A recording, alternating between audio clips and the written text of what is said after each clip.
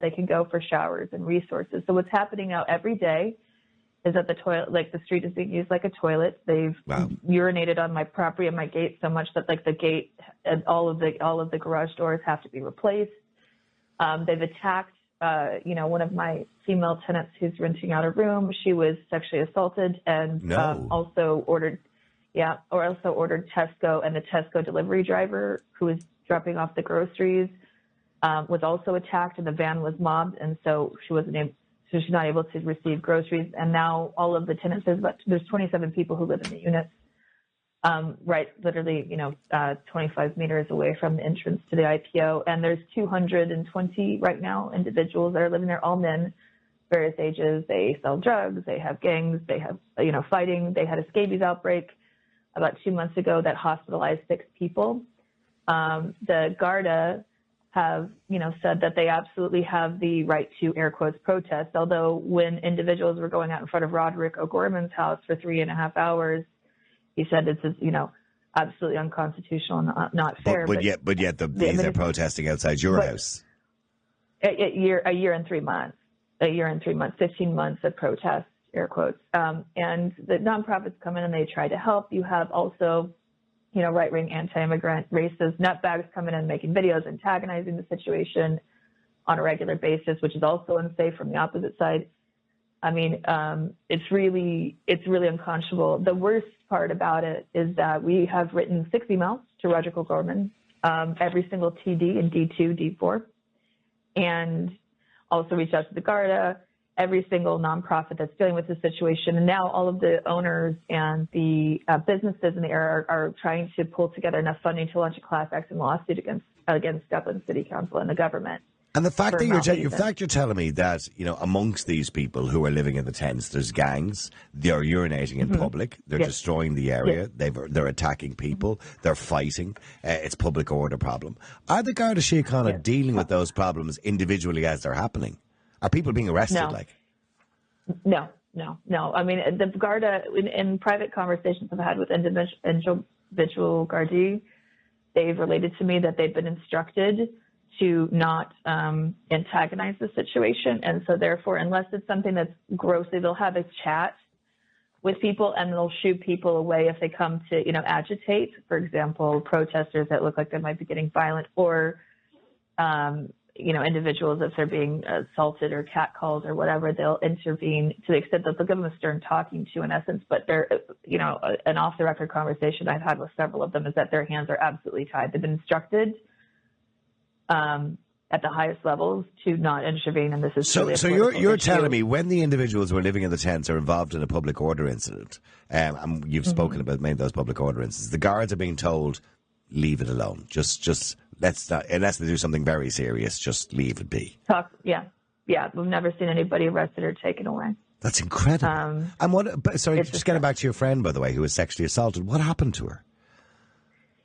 It was an individual who, she was walking home at night from work, and now all of the ladies in the neighborhood walk in pairs or groups of individuals, and they don't leave. So we basically there's a couple of their landlords in the area who have rooms to rent, and they've lost huge amounts of vacancy. Some of them are about to default on their mortgages and they're getting no breaks from the banks or lending institutions because you can't rent out a property that's literally in a public health hazard. And there's been no advice. But basically, she was walking out by herself, and a gentleman grabbed her by the elbow, and she ran and she made the dash, and other people in the encampment intervened, and she dashed into the gas. And then ever since then, she's been living with her family back in the countryside.